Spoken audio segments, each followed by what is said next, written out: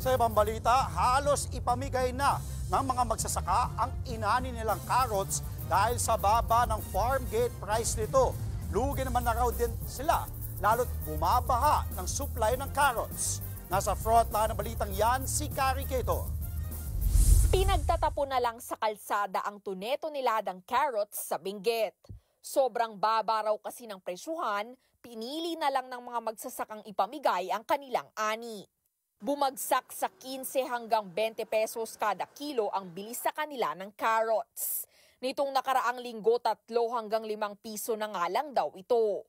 Luging-lugi ang mga magsasakang namuhunan ng higit 30 pesos kada kilo. Ayon sa Samahang Industriya ng Agrikultura o SINAG, nagkaroon ng oversupply sa carrots. Wala raw kasing summer ngayon sa Benguet and Mountain Province. Since March nag-uulan. So that's good for the carrot. So malaki yung harvest, nagkasabay-sabay. Pinalala pa raw ng mga puslit umanong gulay ang pagbaha ng supply. Ang the story, yung mga nagbabagsak din sa Divisoria, nila sinasabi sa atin, may mga presence kasi ng imported carrots eh. So legal man siya or illegal, nakakadagdag siya ng pressure na bumagsak lalo yung farm gate.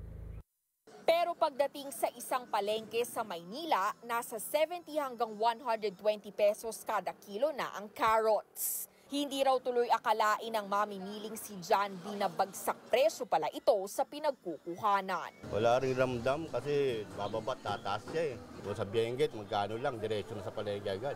Yan din ang panawagan ng SINAG sa gobyerno lalo't inaasahang tatagal pa raw ng 1 buwan ng anihan ng carrots sa Benguet. Tulungan ng farmers na bilihin yung mga carrots at ibenta sa market para may kitain naman yung ating mga farmers. So, at least yung gobyerno na mismo ang magbiyahero, siya na mismo mag-trader para yung difference ng farm gate na retail, makinabang ng farmer, makinabang din ang consumer sa murang presyo.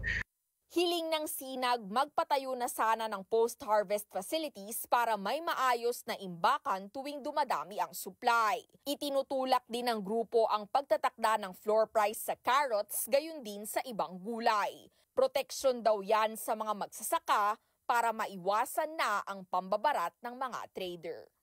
Nagbabalita mula sa Frontline, Kari Ketor, News 5. Mga kapatid, Andre Felix po. Iba na ang may alam at may pakialam sa panahon ngayon.